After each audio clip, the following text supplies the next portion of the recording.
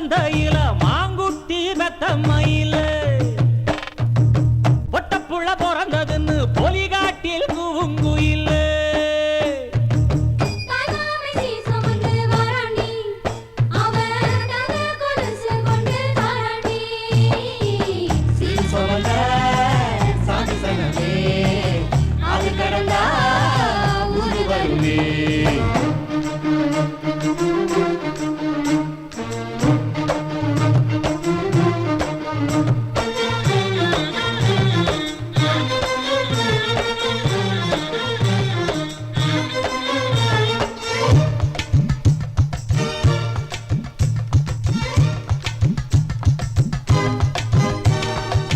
நாட்டுக்கோழி அடிச்சு